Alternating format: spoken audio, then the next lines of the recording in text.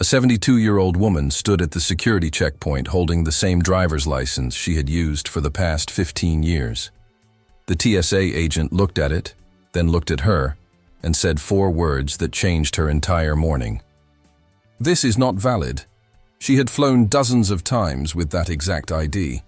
But starting in 2026, the rules have changed.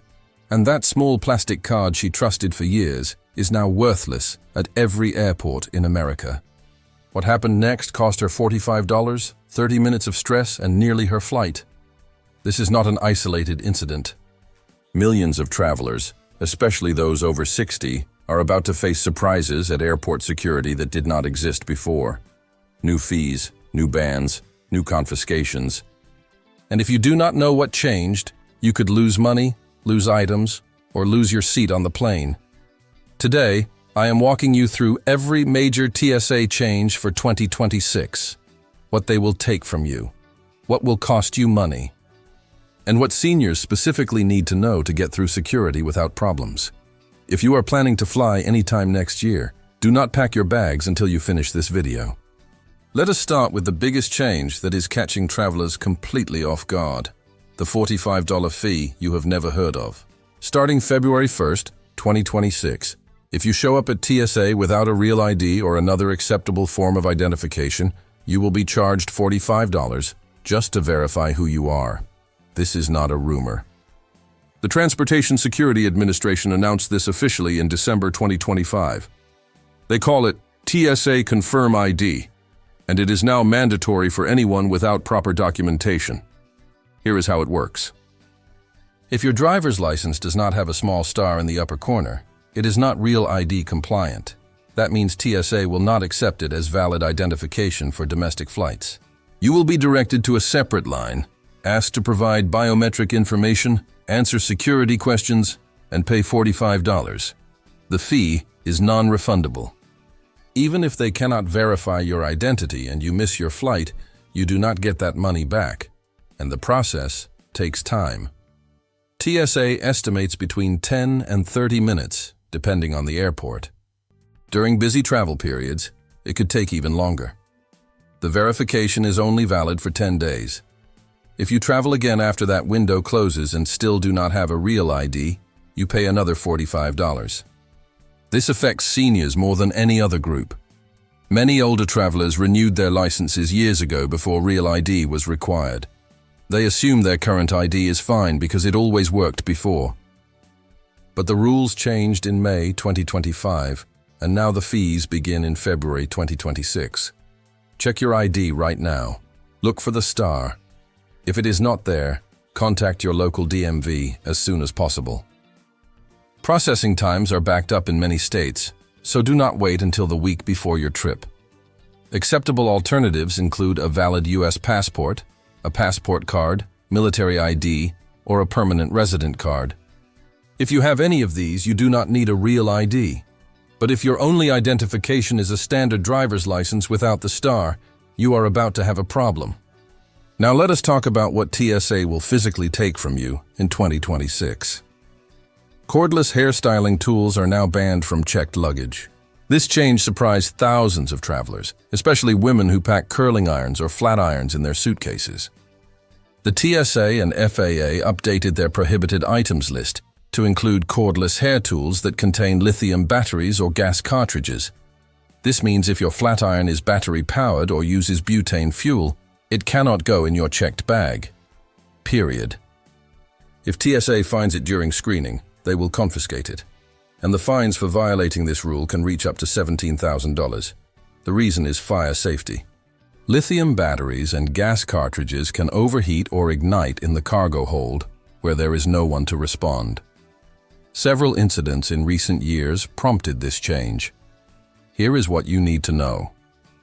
Corded hair tools that plug into an outlet are still allowed in both carry-on and checked bags. Cordless tools can go in your carry-on, but only if they have a safety cover over the heating element to prevent accidental activation. If you are not sure whether your styling tool is compliant, leave it at home and buy a travel version at your destination. It is not worth the risk of confiscation or fines. Smart luggage with non-removable batteries is completely banned. If you bought one of those fancy suitcases with built-in USB charging ports, GPS tracking, or digital locks, check the battery right now. If the lithium battery cannot be removed by hand without tools, that suitcase is not allowed on any US airline. This rule has existed since 2018, but enforcement in 2026 is absolute. There are no exceptions. TSA officers have been instructed to reject any smart luggage where the battery requires a screwdriver or any tool to remove. One traveler recently had to abandon a $400 suitcase at the airport because the battery was integrated into the frame. She had no way to remove it, and no airline would accept it. The solution is simple. Before you buy any smart luggage, confirm that the battery pops out easily by hand. If you already own smart luggage with a fixed battery, do not bring it to the airport. Use a regular suitcase instead. Power banks and spare batteries must be in your carry-on only. This rule confuses many travelers. You can bring portable chargers and extra batteries on the plane, but they must be in your carry-on bag, never in checked luggage. The reason again is fire risk. If a lithium battery catches fire in the cabin, flight attendants can respond immediately. If it catches fire in the cargo hold, there is no one there to stop it. TSA is enforcing this strictly in 2026. Any power bank found in checked luggage will be confiscated, and if the battery capacity exceeds 100 watt-hours, you may need airline approval to bring it at all. Most phone chargers and standard power banks are under this limit, but larger units designed for laptops or cameras might exceed it. Check the label on your device. If it shows more than 100 watt-hours, contact your airline before packing it. Now I want to share something that can save you from all of this confusion. Everything I am telling you today is just the beginning. There are dozens of other rules, fees, and changes that affect how you travel in 2026. Liquids, medications, electronics, boarding procedures, passenger rights, hidden charges, and shortcuts that most travelers never learn about. I created a complete guide that covers all of it in one place. It is called the Airport Survival Guide. No searching through dozens of websites, no guessing what is allowed and what is not. Just clear, simple information that helps you travel without surprises. If you want to stop worrying about what TSA will confiscate or what fees you might face, the link is in the pinned comment and description below. It is the same guide I wish someone had given me before my first flight after all these rules changed. Now back to what you need to know. The 311 liquid rule is still in effect, but enforcement is tighter. Many travelers assumed that new CT scanner technology would eliminate the need to remove liquids from their bags. While some airports with advanced scanners do allow this, the 311 rule itself has not changed. Every liquid, gel, or aerosol must be 3.4 ounces or less. All containers must fit in one clear quart-sized plastic bag, and you are allowed only one bag per person. What has changed is how strictly TSA enforces this rule. Officers are no longer eyeballing container sizes. They are reading labels precisely. If your toothpaste tube says 4.6 ounces, it will be confiscated even if the tube is nearly empty. Here is a tip that saves headaches. Transfer your liquids into travel containers that clearly show 3.4 ounces or 100 milliliters on the label. Do not trust that a container looks small enough. If the printed amount exceeds the limit, TSA will take it. For seniors traveling with medications, there is an important exception. Medically necessary liquids in quantities larger than 3.4 ounces are allowed, but you must declare them to the TSA officer before your bag goes through the scanner. This includes liquid prescriptions, insulin, and other essential items. Keep these medications in a separate clear bag and be prepared to show documentation if asked. TSA officers are trained to accommodate medical needs, but you must communicate clearly at the checkpoint.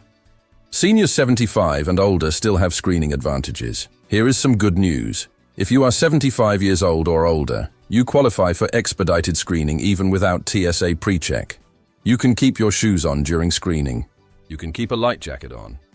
And if the scanner detects something that requires additional screening, you are entitled to a second pass through the machine before a pat-down is required. You can also request to be seated during any pat-down screening if standing is difficult. And if you travel with medical devices or implants, Inform the TSA officer before screening begins so they can accommodate your needs. These accommodations have existed for years, but many seniors do not know about them. TSA officers will not always volunteer this information, so speak up when you reach the checkpoint. Also in 2025, TSA ended the requirement to remove shoes for all passengers, not just seniors. So regardless of your age, you can now keep your shoes on at most checkpoints. However, if the scanner alarms, you may still need to remove them for additional screening. Behavior at the checkpoint matters more than ever. TSA has increased its focus on behavioral detection.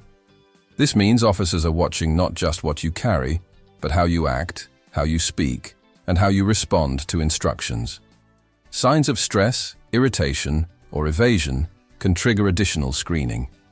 Sarcastic comments about security, jokes about prohibited items, or visible frustration with the process can all flag you for closer inspection. This does not mean you need to smile constantly or pretend everything is fine. But staying calm, answering questions directly, and following instructions without argument will get you through faster than any shortcut. For seniors who may feel overwhelmed by the process, remember that you can request assistance at any time. TSA Cares is a helpline you can call at least 72 hours before your flight to arrange support at the checkpoint. They can coordinate wheelchair assistance, help with medical devices, and ensure officers are aware of any special needs. What happens if TSA confiscates something? If an officer takes an item from your bag, you have a few options. You can surrender it voluntarily and let TSA dispose of it. You can step out of the security area and check the item in your luggage if you have time. Or at some airports, you can use mailback kiosks to ship the item home at your own expense. What you cannot do is argue your way into keeping a prohibited item. The officer's decision is final at the checkpoint. Being polite and cooperative may give you more options, but once an item is flagged, it is not going on the plane with you. The best approach is prevention. Before you pack, check the TSA website or use their What Can I Bring tool to verify every item you plan to carry. It takes 5 minutes and can save you from losing something valuable. Let me summarize what seniors need to remember for 2026. First, check your ID immediately. If your driver's license does not have a star, you need a real ID or an acceptable alternative before February 1st. Otherwise, you will pay $45 every time you fly. Second, do not pack cordless hair tools in checked luggage. Bring them in your carry-on with a safety cover or leave them home. Third, remove batteries from smart luggage by hand. If you cannot, do not bring that suitcase. Fourth, keep all power banks and spare batteries in your carry-on. Never check them. Fifth, follow the 3-1-1 rule exactly. Read labels, use proper containers, and declare medical liquids before screening. Sixth, take advantage of senior screening accommodations if you are 75 or older. Keep shoes and light jacket on, and request seated screening if needed. Seventh, stay calm at the checkpoint. Behavior matters. Ask for help if you need it. Flying in 2026 is not harder than before if you know the rules. But the rules have changed, and assuming everything works the same as last year is the fastest way to have a bad experience. Have you already encountered any of these new TSA policies? Did something surprise you at the checkpoint recently? Share your experience in the comments below. Your story might help another traveler avoid the same problem. If this video helped you prepare for your next flight, hit subscribe. Every week at Skip Airport Traps, we break down the rules, fees, and secrets that make air travel easier for everyone, especially those of us who remember when flying was actually enjoyable. Until next time, check that ID, pack smart, and travel safe.